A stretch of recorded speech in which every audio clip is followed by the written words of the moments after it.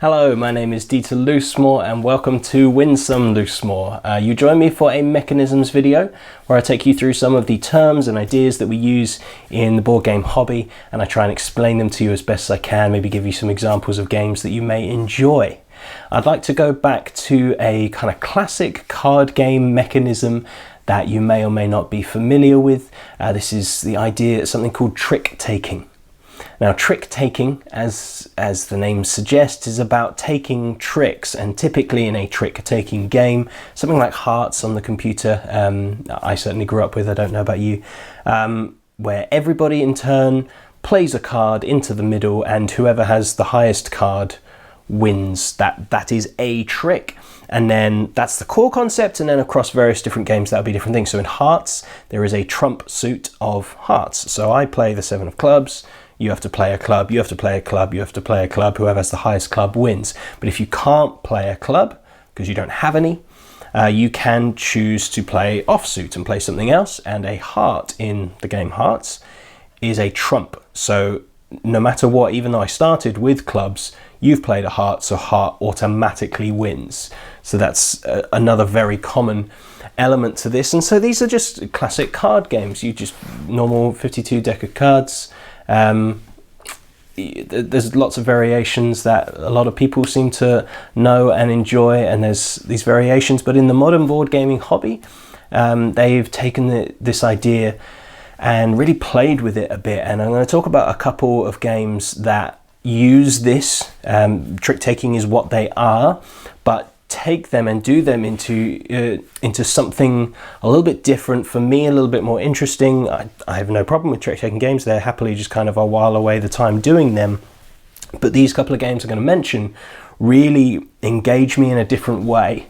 The first one is a 2-player only trick taking game. Now often that doesn't work. With some of the bigger games, playing with 2, you just lose some of the tension and pleasure that you get from trying to outthink people, trying to really think the order that you play the cards. And so 2-player often doesn't really work, but The Fox in the Forest is an excellent 2-player only trick taking game. For starters, it cuts a suits. There's only 3 suits, but then it gives, as some other games do, powers to a lot of the cards. And so you're no longer just trying to think of how do I win the trick, but there's a card, say, where you don't want to win the trick. The number 1 power is if you lose the trick, you get to lead the next one. You get to determine what the next suit will be in the next card and that kind of thing. And then there's ways to swap out what the trump card is, and it's all set in this lovely little fairy tale world. But then on top of that, so that's a nice fun game in itself, but then the scoring system is amazing. I love this concept that there's a bell to it. And so if you get none of the tricks, that's brilliant. If you get some of the tricks, that's good. But the more tricks you get, the better.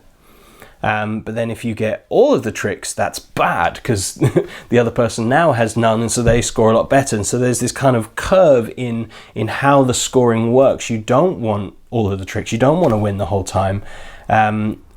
But neither do you want to get very few. If you only got 2 and they got 5, they're probably going to do better than you. But if you force them to take all of them, then you do really well. And so it just adds an element of strategy that's not just I want to win. It's how can I manipulate the situation so I win some of it, but not all of it, to get the most points over the rounds.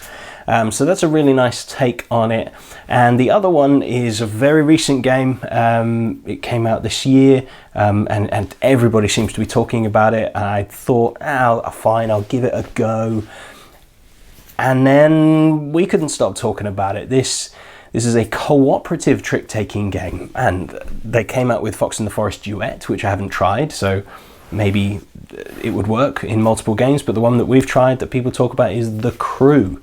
And it comes with this little booklet of basically objectives for the table, so for everyone playing. So I would still win my trick with my highest, in this case it's colours, so my highest pink.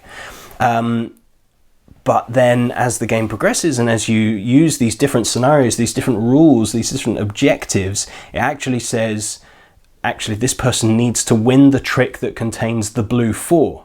And they need to do that before this person wins the trick with the green 8. And that all has to happen before you get that pink.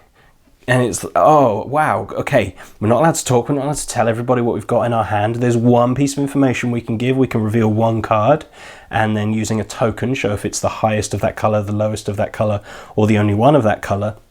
And so we're trying to help each other and think about how not just we win tricks, but how do we win them in the right order? How do we set the right person up to lead so that they can use there's rockets that are trumps. It's set in space, sort of. So that we can guarantee that they'll win this thing. And then the 2-player variation is a really good one. You get a fake third player, which usually is okay. We're not too fussed by it. But you see half of their cards and the other half face down, and then the half are face up on top. And so you can strategize between you a little bit. Again, not direct communication, but going, okay, we're going to make them the lead, because then we get to choose for them. Whoever's the captain, it changes each game, gets to decide which cards they play, and as you play one of the ones on top, the one underneath flips over, and so you always have some information. And we've gone through probably the first 20, I think, of the 50 scenarios that come in the book, and there's loads that they create online, the company, so there's loads and loads of replayability.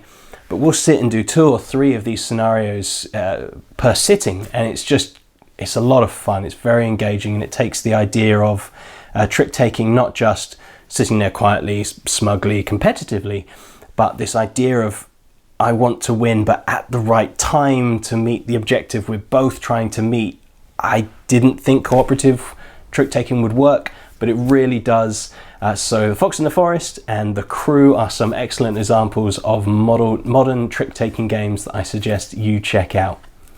Thank you very much. I hope you've enjoyed that. I hope that was helpful for you in trying to understand what we mean by some of these phrases.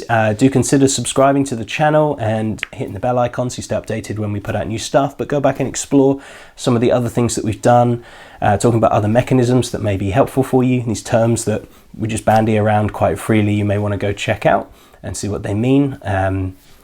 Do check us out on social media, see what we're up to in the meantime. Just search Win Some Loosemore in the various platforms and you will find us. Thank you very much for watching. I hope to see you again soon. I've been Dieter for Win Some Loosemore. Goodbye.